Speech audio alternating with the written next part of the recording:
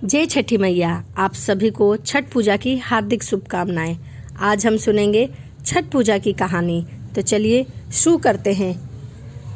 प्रियव्रत और मालिनी की कहानी। पुराणों के मुताबिक राजा प्रियव्रत की काफ़ी समय से कोई संतान नहीं थी। तब महर्षि कश्यप ने पुत्र प्राप्ति के लिए यज्ञ करवाया।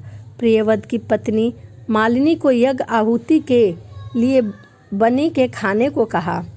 इससे उन्हें पुत्र हुआ, लेकिन वह पुत्र मृत पैदा हुआ, वह जीवित नहीं हुआ। प्रियव्रत पुत्र को लेकर शमशान गए और पुत्र वियोग में प्राण त्यागने लगे। उसी वक्त भगवान की मानस पुत्री देवसेना प्रकट हुई और उन्होंने कहा, सृष्टि की मूल प्रवृत्ति के छठे अंश से उत्पन्न होने के कारण मैं पष्ठी कहलाती हूँ। राजन, तुम मेरी पूजा करो, तुम मेरी अर्चना करो। जिससे राजा को पुत्र इच्छा से देवी पष्ठी का व्रत किया और उन्हें पुत्र रत्न की प्राप्ति हुई।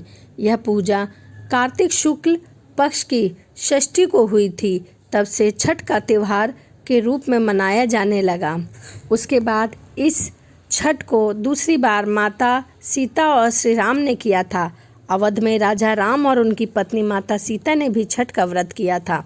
लंका पर विजय पाने के बाद राम राज्य की स्थापना के दिन कार्तिक शुक्ल षष्ठी को भगवान राम और माता सीता ने उपवास किया और सूर्य देव की पूजा की। सप्तमी को सूर्य देव ने वक्त फिर से अनुष्ठान कर सूर्य देव से आशीर्वाद प्राप्त किया था। यही परंपरा अभी तक चली आ रही है। उसके बाद इस छठ के व्रत को सूर्य पुत्र कर्ण ने भी किया था। प्राचीन काल में यह भी मान्यता चली आ रही है कि महाभारत काल में सूर्य पुत्र कर्ण ने भी छठ की पूजा की थी। कर्ण भगवान सूर्य के परम भक्त थे। वह प्रतिदिन घंटों कमर तक पानी में खड़े होकर सूर्य को अर्घ देते थे। सूर्य की कृपा से वह महान योद्धा बने। आज भी छठ में अर्घ दान की यही परंपरा प्रचलित है। कथाओं में बताया गया है कि छठ का व्रत करने के प्रताप से ही पांडवों ने उनका खोया हुआ राजपाट फिर से प्राप्त कर लिया था। तभी पांडव अपना सारा राजपाट जुए में हार चुके थे। तब द्रौपदी ने भी छठ का व्रत रखा था। उनकी मनोकामना पूर्ण हुई और पांडवों को दोबारा राजपाट वापस मिल गया।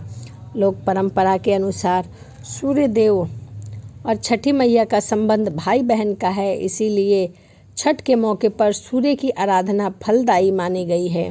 तो यह छठ पूजा की कुछ कहानियाँ थी जो मैंने आपको बताई है। छठ पूजा जो है वो 4 दिन का चलने वाला त्यौहार है।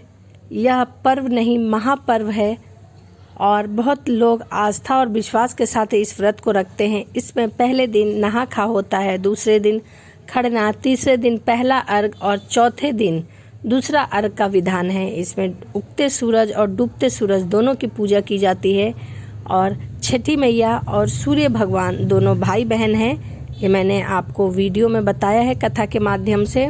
तो इसीलिए उस दिन दोनों की पूजा होती है। माता छठी मैया की भी होती है और क्योंकि वो मानस पुत्री है और सूर्य की बहन है, इसीलिए सूर्य की भी पूजा होती है।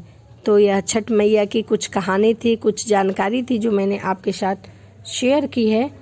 तो यदि आप भी छठ करते हैं तो आपको छठ की बहुत सारी शुभकामनाएं और इस बार छठी मैया आप सभी की मनोकामनाओं को पूर्ण करें।